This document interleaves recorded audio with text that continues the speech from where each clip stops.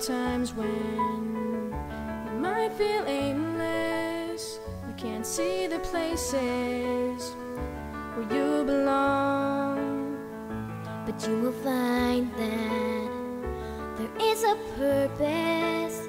It's been there within you all along. When you're near it, you can almost hear it. It's like a symphony. Just keep listening, and pretty soon you'll start to figure out your part. Everyone plays a piece, and there are melodies in each one of us.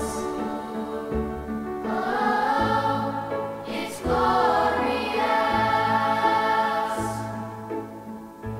You will know how to let it ring out as you discover who you are. others around you start to wake up to the sounds that are in their hearts. It's so amazing what we're all creating. It's like a symphony. Just keep listening, and pretty soon you'll start to figure out your part. Everyone plays a piece, and there are melodies in each one of us. Oh, it's glorious, glorious, glorious, glorious. As you feel the notes build, you will see. It's like a symphony. Just keep listening, and pretty soon you'll start to figure out your part. Everyone plays a piece, and there are melodies in each one of us. Oh, it's glorious.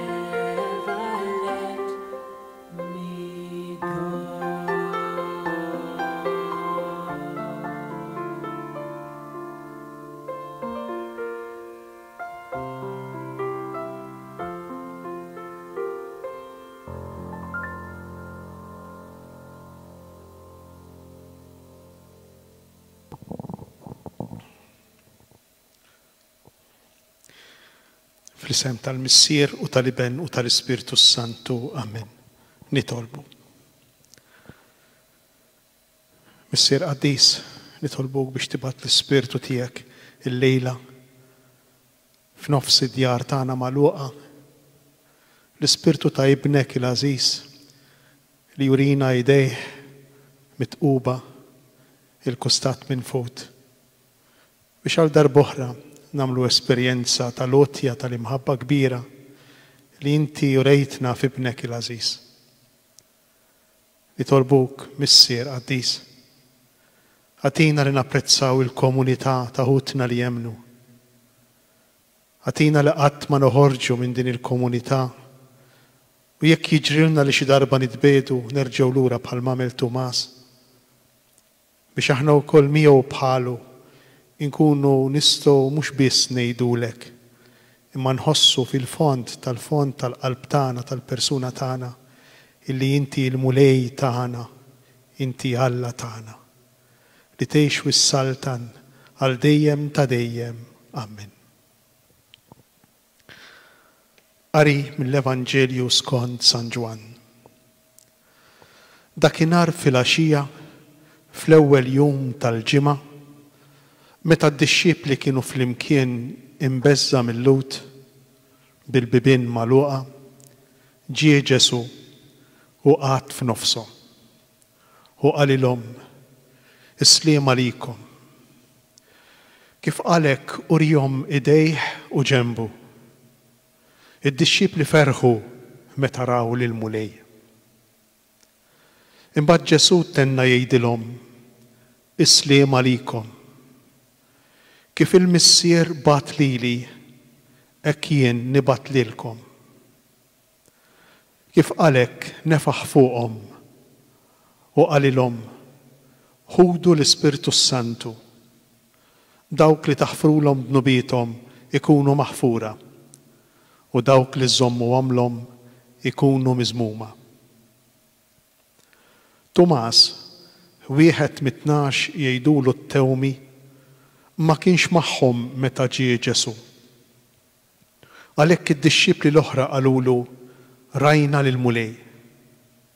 Iżda hu qalilhom jekk ma narax f'idejh il-marka tal-imsiemer u ma nqiegħedx sebej fuq il-marka tal-imsiemer u widi fuq ġenbu, jiena ma nemminx. 8 jiem wara, id-dixxiepli reġgħu kienu ġewwa u Tumas magħhom. Il-bibien kienu magħluqa, imma Ġesu daħal, qgħad f'nofshom u qalilhom Isliem għalikom.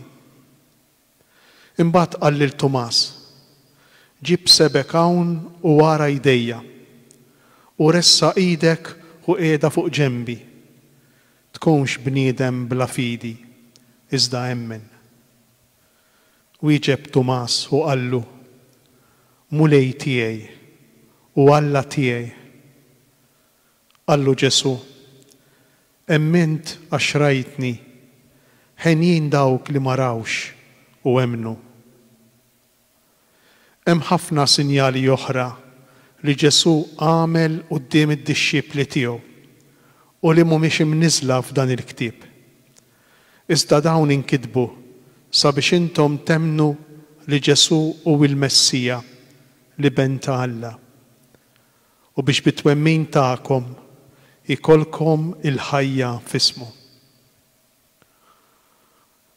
Il-kelma tal-mulej, tifħir lilek Kristu.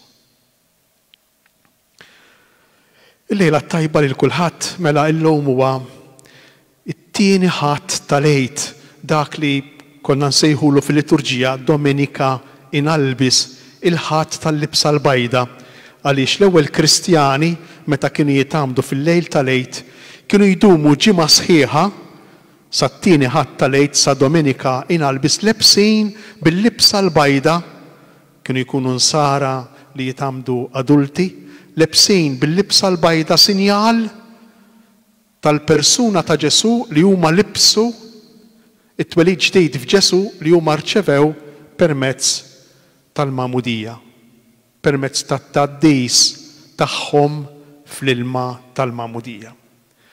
Għalina minn barra li huwa il-ħadd tal-libsa l-bajda huwa wkoll il-ħadd tal-ħniena divina. U l-Vanġelu propju jispjegalna, jurina għalfejn, jiddeskrivilna fid-dettall din il-ħniena divina kif taffettwa il-ħajja tagħna. Mela San Ġwan jgħidilna li dakinhar kien l-ewwel jum tal-ġimgħa fil-għaxija. Hawnhekk għandna dettall illi huwa stramp ħafna. Għaliex? Ma nafx jekk tafux, però għall-Lowt il-ġurnata kienet tibda mhux bħal tagħna tibda filgħodu kmieni mas-6 l-5 s-6. Il-ġurnata tal-Lowt kienet tibda wara nofsinhar, iju nieżla x-xemx. Allura il-ħadd tagħhom l-ewwel jum tal-ġimgħa tagħna kien jibda is-sibt fil-għaxija ma nżul ix-xemx u jispiċċa il-ħadd mat-tlieta ta' wara nofsinhar.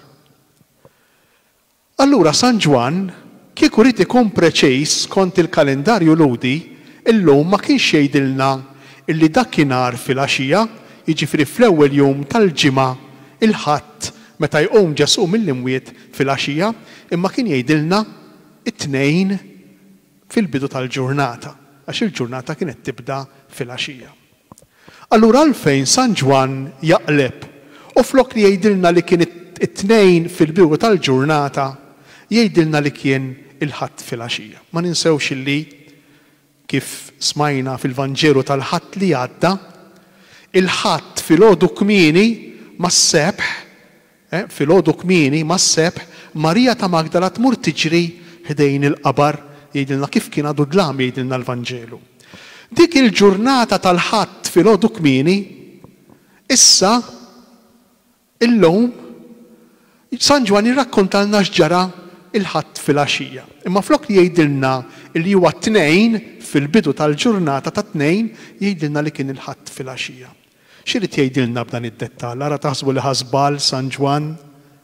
San Ġwan b'dan id-dettall irid jgħidilna li dak il-jum, l-ewwel jum tal-ġimgħa, illi beda matluħ ix-xemx meta Marija ta' Magdala dakinhar li kien għadu dlam marret u rat il-qabar vojt, dak il-jum għadu ma spiċċax. U dak il-jum illi fih il-mulejqa mill-imwiet mhux se jispiċċa qatt. Din hija t-tifsira ta' dak id-dettalji jew ta' dak it-taparsi żball illi jieħu San Ġwan meta jikkolloka jgħidilna x'ħejn ġara il-Vanġelu tal-lum, il-ġrajja għalmenu parti mill-Vanġelu tal-lum. Mela l-ewwel qabel kollox San Ġwan qiegħed jgħidilna illi beda jum mal-irxoxt mal-qawmin ta' Ġesu mill-imwiet, beda jum illi ma jispiċċax mingħajr tmiem. U dan il-jum għadna ngħixuh issa, għadna f'dan il-jum. L-ewwel jum tal-ġimgħa jew inkella kif jgħidilni iktar il-qudiem fil-Vanġelu, it-tmien jum tal-ġimgħa, it-traduzzjoni qiegħda 8 tiem wara, it-tmien jum tal-ġimgħa. Il-ġimgħa ma fihiex 8 tiem, il-ġimgħa fiha 7 tiem, mela dan it-tmien jum meta hu?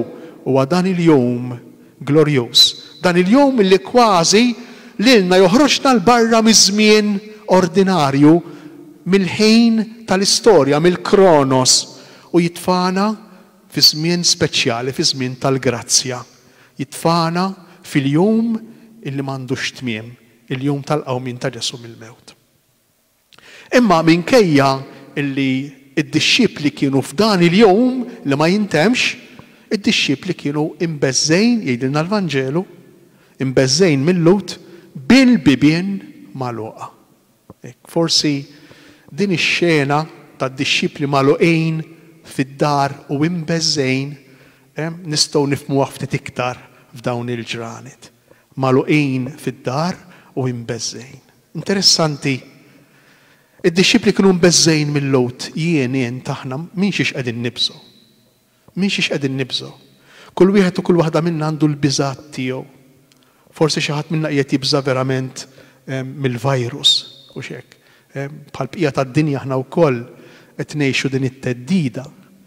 Imma hemm ħafna biżgħat oħra iduru fid-djar wara l-bibien magħluqa. Hemm forsi l-biża' li nitlef lil xi ħadd, nitlef ir-relazzjoni ma' xi ħadd.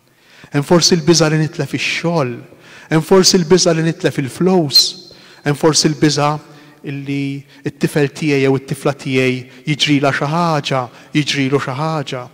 Hemm forsi biża' illi l-pjan li kont għamilt issa minħabba s-sitwazzjoni kif inhi se jispiċċa, se jitħassar, dak li kelli f'moħħi se jitkisser. Kieku jkollna nieqfu nirriflettu ftit, nindunaw illi kull biża' li għandna tfakkarna fl-ikbar biża' fil-mewt. Fl-aħħar mill-aħħar, kull biża' li jkollna anke minn xi ħaġa żgħira, anke minn wirdiena jew minn ġurdien. Kull biża' titfana fl-ikbar biża'. Il-biża' tat-teddida l-kbira illi hija l-mewt.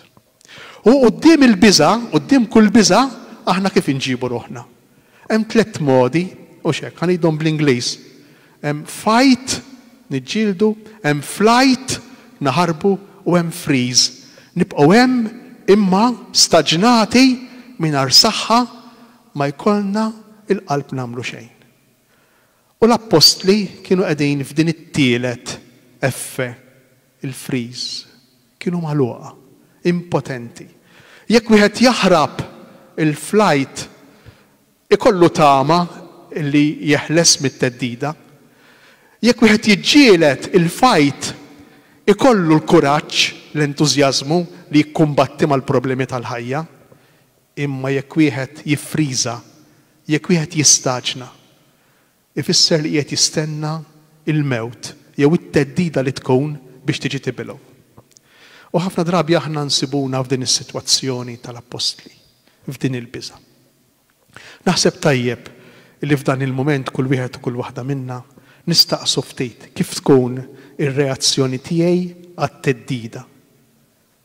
Kull biża' xi ftit jew wisq teddida fuq il-ħajja tiegħi jew fuq il-ħajja ta' dawk li nħobb.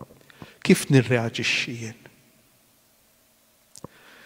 Imma meta d-disċiepli ikunu iffriżati, staġnati mingħajr saħħa, m'għandhom entużjażmu jew kuraġġ jagħmlu xejn, proprju f'dak il-mument.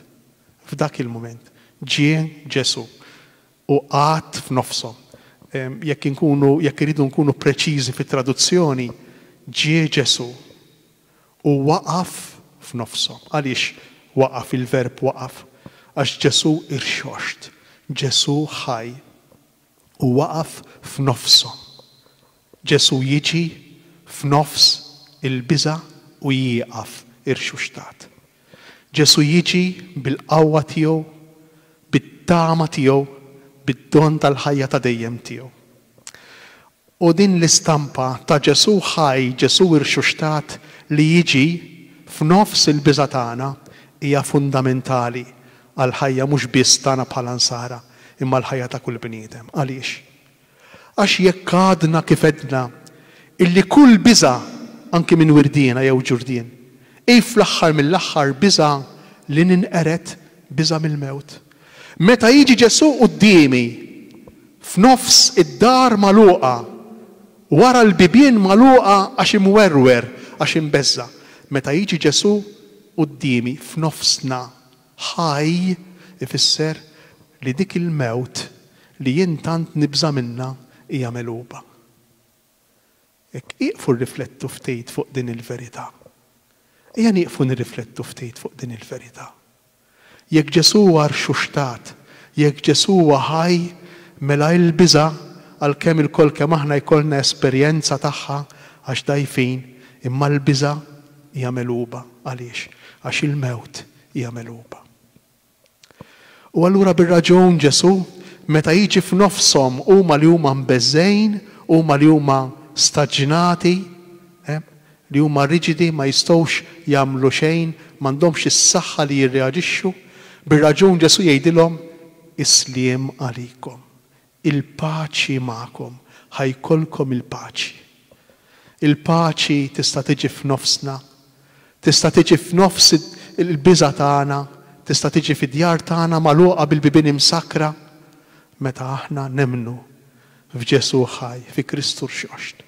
Meta aħna nemnu li Ġesu rebaħ il-mewt, li Ġesu irxuxtat huwa tassew l-arma prinċipali li għandu bżonn il-bniedem mhux biss in-nisrani kontra kull tip ta' biża'. Il-Vanġelu jkompli kif għalhekk urihom idejh u ġenbu. Xiġifieri Ġesu illi juri lid-dixxiepli u lilna idejh u ġenbu. L-idejn ta' Ġesu huma l-idejn li dejjem għamlu l-ġid. L-idejn li dejjem melsu, li dejjem żelu bl-oħrajn. L-idejn li dejjem refgħu. L-idejn li dejjem serħu lejja ta' ħaddieħor tal-oħrajn. L-idejn li dejjem farġu lill-oħrajn. L-idejn illi kull ma għamlu kien illi jpoġġu fil-prattika l-imħabba kbira tal-qalb. Il-ġenb ta' Ġesu. Għaliex Ġesu jurihom ġenbu? Il-ġenb li ftitilu nafu kif jgħidilna San Ġwan li minnu ħareġ demm u ilma. Id-demm lotja sħiħa, l-imħabba sħiħa. Ġesu li jagħti ħajtu għal dawk li jħobb u l-ilma, l-Ispirtu ta' Ġesu. L-Ispirtu li iktar il-qudiem fil-Vanġelu imbagħad jonfoħ fuq id-dixxiepli imwerrin u imbeżżejn. U allura meta Ġesu ħaj lilek lilna, jurina idejh u ġenbu, jurina l-imħabba li bija iħobna, jurina illi kontinwament qiegħed jagħti lilu nnifsu lilna, ir-reazzjoni tagħna xi tkun bħal dik tad-dixxiepli. Id-dixxiepli ferħu meta raw lil mulej. Id-dixxiepli ferħu meta raw lil mulej. U aħna msejħejn kull wieħed u kull waħda minna biex dakinhar fil-għaxija fl-ewwel jum tal-ġimgħa inħarsu lejn l-idejn u lejn il-ġenb ta' Ġesu u nifirħu. Meta hu dakinhar fil-għaxija l-ewwel jum tal-ġimgħa tagħna. Huwa kull darba li aħna ninġabru hawnhekk biex niċċelebraw l-Ewkaristija. Ekku bħal darb'oħra nerġgħu nġeddu l-għaġġ tagħna, ix-xewqa tagħna biex ninġabru flimkien, niltaqgħu flimkien, se naraw kemm importanti il-komunità li tinġabar flimkien biex tiltaqa' mal-mulejjer xuxtat. Kull darba li aħna niltaqgħu hawn flimkien u s-saċerdot jalli il-ġisem ta' Ġesu, jalli l-ostja, jalli l-kalċi bid-demm ta' Ġesu. Dak il-ħin, int, jien, kull wieħed u kull waħda minna. Inkunu nistgħu nerġgħu nagħmlu l-esperjenza tad-dixxiepli, naraw idejh u naraw ġenbu u nifirħu. Naraw lotja kontinwa, anki issa attwali, ta' dak li huwa ħaj, ta' dak li huwa rxuxtat, ta' dak li jirbaħ il-biża' li għandna mill-mewt. U jerġa' Ġesu, isliem għalikom, il-paċi magħkom, ħajkolkom il-paċi magħkom.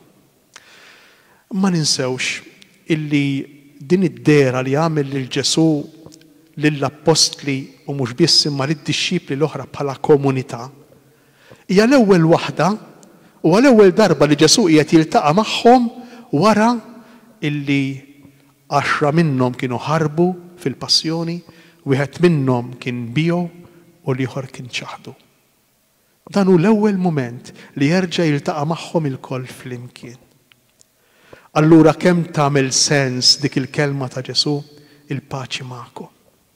Kemm tagħmel sens il-kelma ta' Ġesu li jgħid permezz tas-saċerdot fil-bidu tal-Qudiesa il-grazzja ta' Sidna Ġesu Kristu, l-imħabba ta' Alla u l-għaqda il-paċi fl-Ispirtu Santu tkun magħkom il-koll. Kemm tagħmel sens?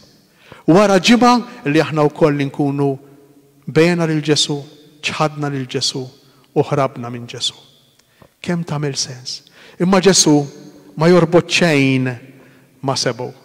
Ġesu ma joqgħodx ifettaq u jiftakar fin-noqqasijiet iż-żgħar li nkunu għamilna. Imma sempliċement iserħilna rasna, isliem għalikom, il-paċi magħkom. U allura meta jien u int inkunu rajna l-idejn tal-mulej mimlija mħabba, meta jien u int inkunu rajna din il-qalb li minna joħroġ id-demm u l-ilma, allura Ġesu jdur fuqna u jgħidilna kif il-missier bat lili biex inħobb, biex nagħti lili nnifsi, biex nuri idejja u qalbi lid-dinja, hekk ukoll jien nibat lilkom. Kemm tagħmel sens allura l-esperjenza tal-Ewkaristija tal-ħadd, illi fija aħna lkoll nerġgħu nġarbu dak il-ferħ ta' nies midinbejn li jħossuhom maħfurin, li jħossuhom maħbubin. U nies imsejħin il-kol kemm aħna biex noħorġu minn hawn mibgħutejn biex nagħmlu dak li jagħmel il-Missier magħna, dak li jagħmel Ġesu magħna. Mibgħutejn biex naħfru dawk li taħfrulhom dnubietom ikunu maħfura u dawk li ma taħfrulhomx ikunu miżmuma fejn? Fil-qlub tagħna, fil-qlub tagħna. Permezz ta' tbatija li mbagħtu, meta jien ma naħfirx, meta jien inżomm f'qalbi, il-kelma wkoll tgħidlek, iżomm f'qalbek, jiena noħloq biżijiet intaqqal lil qalbi. Tgħidli mhux faċli għalija li naħfer veru, però jien ngħidlek li iktar diffiċli ma taħfirx milli taħfer. Iktar diffiċli żomm il-peace, iżomm ir-rabja, iżomm il-bieb ta' qalbek imsakkar magħluq għax tibża. Hija l-biża li żommna milli naħfru. Milli tagħmel il-kuraġġ tħalli lil Ġesu jiġi f'nofs il-qalb tiegħek, jurik idejh u ġenbu u jgħinek tħossok maħfur minnu l-ewwel qabel kollox, imbagħad jibgħatek biex tħobb, biex taħfer anke lil dawk li weġġewk. Il-Knisja f'din il-frażi dejjem rat it-twaqqif tas-sagrament tal-qrar. Dawk li taħfrulhom dnubietom ikunu maħfura u dawk li żommuhomlhom ikunu miżmuma. Bħalissa ma nistgħux nagħmlu l-esperjenza tal-qrar b'mod frekwenti kif konna nagħmluha qabel. Però ejjew anki f'dan iż-żmien ta' sawm, ejjew napprezzaw, ejjew nitħeġġu għal dan is-sagrament illi jgħinna inħossuna tassew midinbejn iva imma maħfurejn, maħbubin. Xiġri Tumas, wieħed mit-12 jgħidulu t-tewmi ma kienx magħhom meta ġie Ġesu. Kemm hu meqjus u sabiħ fil-kliem u jirrakkonta San Ġwan. Tumas, wieħed mit-12, wieħed mill-komunità. Jgħidulu t-tewmi, jidħol fid-dettalji, t-tielet darba li jsemmi lil Tumas San Ġwan fil-Vanġelu u t-tielet darba li jgħidilna li hu tewmi. U ma jgħidilniex ma minnu tewmi, għalfejn taħsbu li ma jgħidilniex ma minnu tewmi. Għax Tumas huwa tewmi miegħi, veru jien tewma wkoll, imma tewmi miegħi. Tumas huwa tewmi ma' kull wieħed u kull waħda minna. Tumas huwa tewmi mal-bniedem. Għax dak li jiġri lil Tumas, l-esperjenza li għamel Tumas hija ftit jew l-esperjenza li kull wieħed u kull waħda minna nagħmlu fil-ħajja tagħna. Tumas kien ippruvaw ifhmuni ftit, kien qiegħed ifittex li jara biex jemmen. Irid jara biex jemmen. Irid jara biex jemmen, irid imiss biex jemmen. Imma fl-aħħar jasal fejn jalla naslu aħna wkoll kull wieħed u kull waħda minna illi jemmen u imbagħad jara. Illi jemmen u imbagħad imiss. Tgħidu li kif hekk naraw bil-mod il-mod. Aħna nistgħu naraw tassew meta nemmnu. Aħna nistgħu naraw sewwa, naraw il-verità tal-ħajja tagħna meta inħarsu lejja bl-għajnejn ta' Ġesu. Allura meta nemmen fil-Vanġelu, meta nemmen fil-qawmin mill-imwiet, jiena nista' nara tassew. Jiena nista' miss bidejja meta nemmen. Allura dan Tumas ma kienx magħhom, min jaf x'kienet ir-raġuni. Forsi kellhom xi jgħidu xi ftit, jew forsi ħareġ għal xi qadja, jew forsi ma tantx kienet importanti għalih illi jibqa' hemmhekk biex jiddefendi ruħu, forsi ma kienx jibża daqskemm kienu jibżgħu id-dixxipli l-oħra.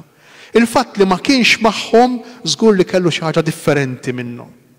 Ekku f'Tumas nistgħu naraw lil kull wieħed u lil kull waħda minna meta nħossuna differenti mill-komunità li fija aħna niċċelebraw l-Ewkaristija. Forsi xi ħadd minna jħossu ftit esclose. Forsi xi ħadd minna jħossu differenti mill-bqija. Forsi xi ħadd minna iħoss li din il-komunità traditu. Forsi xi ħadd minna jħoss li l-Knisja mhix timxi kif għandha timxi skont il-valuri tal-Vanġelu, forsi, però Tumas ma jaħrabx mill-komunità. Jitbiet iwa ftit mill-komunità, ma jibqa' fil-komunità. Jibqa' fil-komunità. U allura bir-raġun Tumas huwa tewmi magħna. U ma kienx magħhom meta ġie Ġesu. U billi ma kienx magħhom, u din hija essenzjali fil-mixja tal-fidi tagħna, billi ma kienx magħhom ma setax jagħmel esperjenza ta' Ġesu ħaj. Ma setax jagħmel esperjenza ta' Ġesu ħaj għax ma kienx mal-komunità. U allura se nifhmu iktar is-sens tal-komunità, se nifhmu iktar is-sens ta' din il-komunità. Għaliex? Għax hija l-komunità illi bija jinqeda Ġesu biex jien nara idejh illi jagħmlu l-ġid u nara qalbu li tħobb. Ġesu jinqeda permezz tagħna membri tal-komunità biex inħobbu lil xulxejn. U meta aħna nħossuna maħbubejn mill-qowejn fil-komunità, inħossu ħafna iktar il-preżenza ta' Ġesu ħaj. Kemm tagħmel sens din is-silta tal-Vanġelu, kemm hi vera fil-ħajja tagħna. U għalhekk id-dixxipli l-oħra qalulu rajna l-mulej, immu qalilhom, jekk jien ma narax fidejh il-marka tal-imsiemer, jekk jien ma jkollix esperjenza tal-imħabba li għandu għalija. Jekk jien ma nqiegħed sebej fuq il-marka tal-imsiemer u widi fuq ġembu. Għandna żewġ postijiet l-idejn u l-qalb, l-idejn li għamlu l-ġid, il-qalb li minna joħroġ id-dem, lotja sħiħa ta' Ġesu u l-ispirtu tiegħu. Jiena ma nemminx.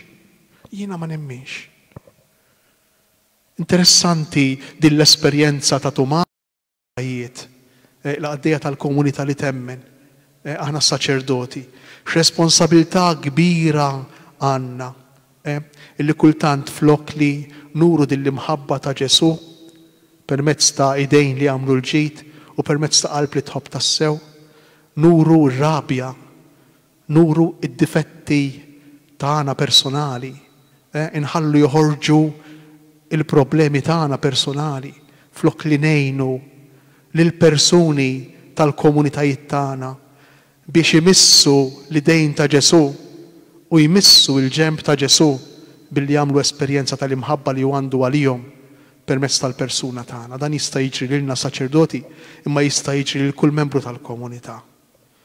Ippruvaw hekk kemm sabiħa il-komunità illi hija mdawra mal-Vanġelu, mal-kelma talla.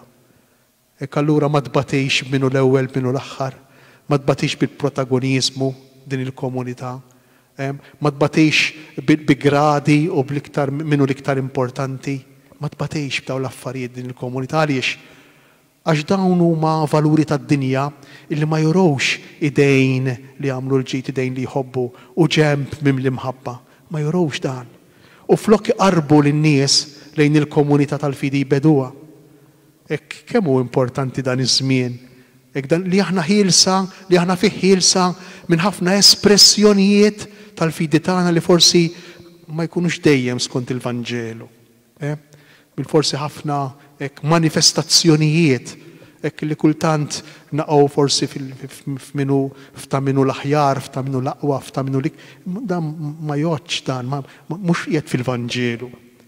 Ma nkunux nuru li dejn mimlija mħabba, li dejn mimlija ħnina ta' Ġesu u l-ġemb li jagħti lilu nnifsu bl-imħabba, jagħti l-ispirtu tiegħu lill-bnedmin, lill-oħrajn. U allura bir-raġun Tumas jgħid jiena ma nemminx jekk ma mmixxi idejh u ma narax ġembu. 8 tim wara, 8 jum il-Ħadd, jum il-Ħadd. Id-dixxipli reġgħu kienu ġewwa Tumas magħhom il-bibien magħluqa u Ġesu reġa'. Interessanti għax għandna l-istess sentenza ta' qabel. Ġesu daħal u qatt f'nofshom. Qatt jieqaf f'nofs dan il-biża' f'din id-dar bil-bibien magħluqa. U qalilhom is-sliem għalikom, il-paċi magħkom. Imbagħad qal lil Tumas, ġib sebek hawn wara jdejja. Din l-esperjenza ta' Tumas, l-esperjenza li aħna il-koll, kull wieħed u kull waħda minna imsejħin biex nagħmlu. Li jagħmel magħna l-mulej kull nhar ta' Ħadd, ġib sebek hawn wara jdejja. ressa idek u qiegħda fuq ġenbi. Tkunx bniedem bla fidi, iżda emmen. Ejjew nitolbuh lil Mulej f'dan il-moment biex jagħtina din il-fidi fih ħaj. Din il-fidi fih ħaj illi tneħħilna l-biża, li tagħtina l-paċi, li tgħinna nħossuna maħfura kull wieħed u kull waħda minna. X'sens ta' serenità kbira tagħtik din il-kelma talla jekk inħalluha tinżel fil-qalb tagħna jekk nixtarruha sew. U allura bir-raġun Tomas jgħidlu Mulej tiegħi, Sinjur tiegħi, inti s-Sid tiegħi, inti Alla tiegħi. Jekk hija l-aqwa l-ogħla stqarrija ta' fidi li jinsibu fil-Vanġelu. Lanqas Pietru ma kien kapaċi jgħidlu hekk lil Ġesu meta staqsihom intom min tgħidu li jien. Hija l-ogħla stqarrija illi għandna fil-Vanġelu kollu. Mulej tiegħi, inti s-Sinjur tiegħi, inti Alla tiegħi. U kemm fiha x'tifhem hekk din, fiha x'tifhem ħafna affarijiet. Hekk Tumas taħdin l-espressjoni Mulej tiegħi u Alla tiegħi qiegħed jgħidlu jiena nħossni maħbub minnek. Jiena nħossni maħbub fil-komunità, parti mill-komunità li temmen. Jiena nħossni maħfur għalkemm ħrabt meta int kont fil-periklu. Jiena nħoss li rrid nirrikonċilja ruħi issa maħuti fil-komunità. Jiena nħoss li din l-esperjenza tal-imħabba li inti għandek għalija, jien irid nibqa' ngħaddiha lill-oħrajn. Għax kif il-missier batlilek, hekk inti qiegħed tibatlili biex jien ukoll nuri idejja, jien ukoll nuri l-kustat tiegħi, nuri qalbi, jien ukoll nagħti l-imħabba tiegħi lill-oħrajn. U allura Ġesu joħroġ dik l-espressjoni klassika, b'din il-beatitudni ħenjin dawk li ma rawx u jemnu, jew fi kliem ieħor, ħenjin dawk illi jemnu għax jaraw. Ħenjin dawk li jemnu għax jaraw. Interessanti, jipprova emmen, jipprova emmen, u tinduna li tibda tara, tibda tittama, jibda jkollok il-kuraġġ, tibda teħles minn dawk it-tlet reazzjonijiet għal-biża, il-fight, flight, jew fright, għaliex, jew freeze, għaliex, għax hemm propju l-mument, hemm propju l-preżenza ta' Ġesu ħaj f'nofsok, fil-biża tiegħek. Ġesu jneħħilek l-ikbar biża, il-biża mill-mewt. U allura verament jekk inti temmen tara. U ipprova temminx, ara x'jiġrilek. Tispiċċa fid-dlam sfiq. Ma ssib l-ebda raġġ ta' dawl, xejn. Allura l-fidi tagħna f'Ġesu x'xtat hija mhux importanti, essenzjali. Tanti li San Ġwan din hija l-konklużjoni, l-ewwel konklużjoni tal-Vanġelu. San Ġwan għandu żewġ konklużjonijiet. Jgħidilna li dak kollu li kiteb dwar Ġesu inkiteb għalfejn, mhux biex tkunu tafu id-dettalji tal-istorja ta' Ġesu, le, imma biex temnu li Ġesu u il-Messija li ben ta' Alla. U biex bitwemmin tagħkom ikolkom il-ħajja f'ismu. Mhux biss biex tkunu informati, mhux biss biex tagħmlu stqarrija f'xi ħadd illi hekk jew hekk ma jmisskomx lilkom, ma jmisskomx mill-qrib lilkom Ġesu u l-Messija. Le, jekk inti temmen li Ġesu u l-Messija, b'dan it-twemmin tiegħek inti jkollok il-ħajja f'ismu. Inti tneħħi kull biża, il-biża l-kbir mill-mewt. Mulej tiegħi u Alla tiegħi. Hekk nixtieq nikkonkludi din il-lezzjoni divina tal-lum, hekk billi l-ewwel qabel kollox hekk ngħidilkom illi mod ta' kif nistgħu nuru l-idejn tagħna li jħobbu l-qalb tagħna li tħobb huwa li nieħdu sehem fl-inizjattiva tad-dijoċesi tagħna kif tafu intom l-isqof iddeċieda flimkien mas saċerdoti illi flimkien ma' dijoċesi ta' dex nixtru ventilator għal min jista' jiġi bżonnu jekk mhux illum il-qudiem u għad ta' mħabba ta' karità. Issa anki dejn l-inizjattiva nistgħu nħarsu lejha minn diversi punti di vista. Jekk se nħarsu lejha b'mod bil-loġika tagħna umana, allura nistgħu nibdew nsibu ħafna eċċezzjonijiet u nistgħu nsibu ħafna objezzjonijiet u naqblu ma naqblux. Imma jekk inħarsu lejja kull wieħed u kull waħda minna bħala qatt ta' mħabba, din il-wirja tal-idejn tagħna li jagħmlu opri tajba u din il-wirja tal-qalb tagħna, wirja mhux lil ħadd lilna nfusna l-ewwel, lilna nfusna għax aħna maħbubejn, għax aħna diġà xxurtjati ħafna. Jekk neħduha f'dan is-sens bħala kontinwazzjoni tal-imħabba li Alla jagħtina, allura tieħu tifsira oħra. Din hija t-tifsira vera u xi kristjana. Kif jarawhom Alla l-affarijiet, mhux kif narawhom hekk aħna bil-loġika tagħna tal-business ħafna drabi. Allura minnu interessat ifittex fil-Facebook ta' Dioċesi hemm l-informazzjoni kollha x'wieħed jista' jagħmel. Kien ħeġġiġkom biex il-koll flimkien nikkontribwixxu. Kien hemm xi ħadd ukoll jiġifieri suġġerili xi ħadd minkom biex bħala komunità jew bħala nagħmlu xi ħaġa u kif diġà fżajniekom fuqha din, ħafna minnkom diġà tafu biha, diġà konna tkellimna fuqha iktar il-qudiem dwarha. Nirringrazzjakom ukoll ta' din il-ġimgħa dawk li segwew din il-ġimgħa dawn il-lezzjoni divina li għamilna issa jekk Alla jrid nieqfu propju l-lum, però din il-katekesi tal-lejla se sservi biex dawk li s-soltu niltaqgħu il-komunità nhar ta' Sibt fil-għaxija tkun hija l-katekesi tal-lum illum is-Sibt, jekk Alla jrid is-Sibt li ġej imbagħad insibu mod dawk li jiġu l-komunità tas-Sibt fil-għaxija, insibu mod kif permezz tal-Zoom, tal-programm Zoom, inkunu nistgħu nagħmlu sharing fuq din il-katekesi. Dawk li jattendu għall-komunità ta' nhar ta' Tnejn, nhar it-Tnejn inħeġġiġkom biex fis-7:30 fil-ħin li s-soltu nagħmlu l-komunità tistgħu terġgħu ninaqdu flimkien Facebook ħalli nagħmlu l-katekesi li jmiss imbagħad it-tnejn ta' wara nagħmlu x-sharing ukoll permezz tal-programm Zoom. Imbagħad nispjegalkom kif isir iktar il-qudiem. Min qalbi nawguralkom lejl tajjeb intemmu din il-katekesi, din il-lezzjon permezz tas-song. Awguri mill-qalb għal-jum ta' għada, il-jum tal-ħnina divina, din hija l-ħnina divina. Il-jum ta' Domenika Jnalbis, il-jum li fih aħna nilbsu lil Ġesu ħaj.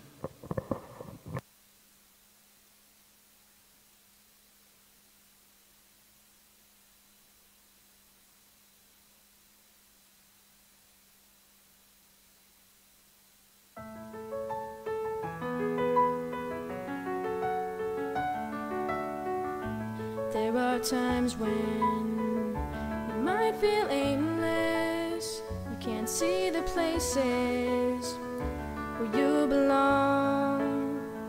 But you will find that there is a purpose. It's been there within you all along. When you're near it, you can almost hear it. It's like a symphony.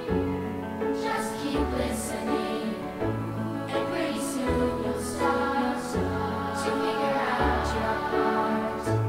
Everyone plays a piece, and there are melodies in each one of us. Oh, it's glorious. You will know how to let it ring out as you discover who you are. Others around you start to wake up to the sounds that are in their hearts. It's so amazing what we're all creating. It's like a symphony. Just keep listening, and pretty soon you'll start to figure out your part. Everyone plays a piece, and there are melodies in each one of us. Oh, it's glorious, glorious, glorious, glorious. As you feel the notes build